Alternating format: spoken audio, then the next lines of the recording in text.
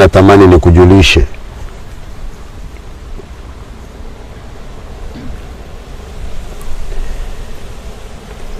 hii ni rambirambi yangu kwa familia yake na taifa la Kenya. Taifa la Kenya limepoteza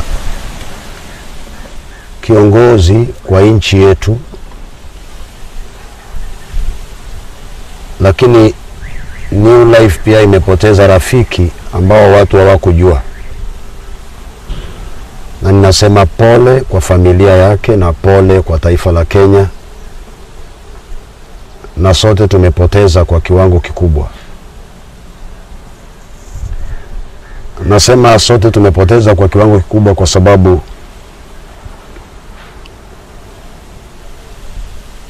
wakati fulani kila mara Kenya ikienda kuingia katika hali ambayo haieleweki sana sana kwa usalama wakati wa uchaguzi, mara nyingi Mheshimiwa Raila amefanya uamuzi wa kujinyima nafasi yake na saa zingine haki zake na kuhakikisha kwamba tuko pamoja na umwagikaji wa damu umeisha na watu wametulia na watu wameketi pamoja kama taifa. Mtu ambaye anaweza akajali maslahi ya nchi yake kuliko yeye mwenyewe. Kwa hivyo tunasema pole sana. Sisi kama kanisa tunaomboleza pamoja na nchi yetu kwa siku hizo zote 7 ambazo rais ametangaza.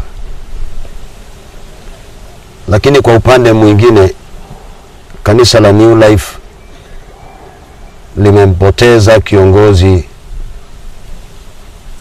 ambaye wakati fulani tulipokuwa katika matatizo ambao hatukuhusika,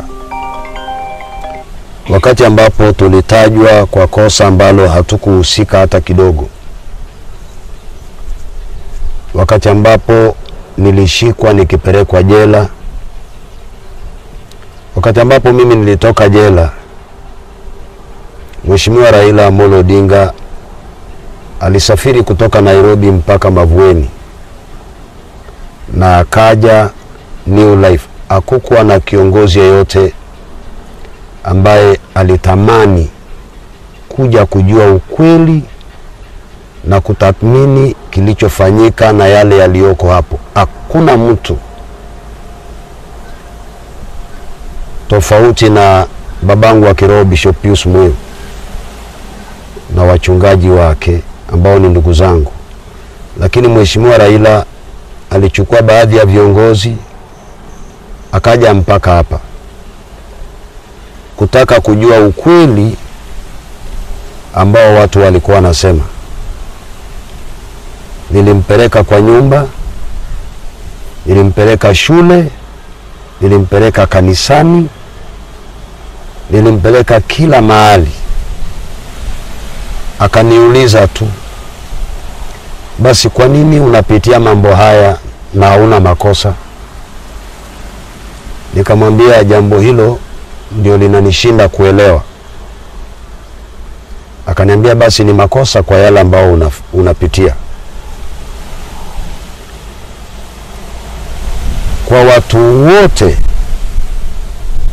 alichukua nafasi kwa nauli yake, gharama yake, kuja kujua ukweli kwa nini kanisa linapitia mapito hayo.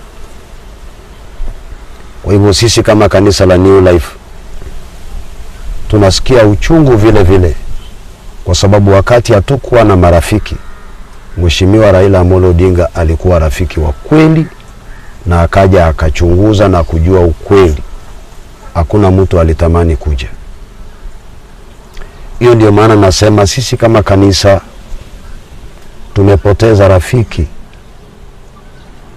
na sio hapo peke yake. Baada ya kututembelea alitamani kujua vile tunavyoendelea na kujua ukweli. Ndio maana kifo chake kimeumiza moyo wangu kwa kiwango kikubwa sana. sana sana sana. Na taifa la Kenya, ombi langu kama mchungaji na mtumishi wa Mungu, Mungu azidi kutuunganisha pamoja na kutupatanisha, tuzidi kuwa kitu kimoja wakati huu na hata baadaye. Mtu hufa mwili, lakini roho haifi.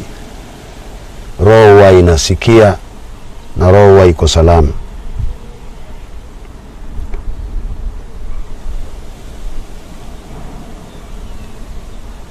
Your Excellency, Right Honorable Raila Amolo Odinga, even though you are gone, but it is not easy for New Life to forget your true love. When we were in deep pain, you visited us. Even though you are gone, but we won't forget your true love. Thank you so much. May your soul rest in eternal peace. Amen. Jambo lingine ningetamani tu shift sasa, tuingie katika kile ambacho kilituleta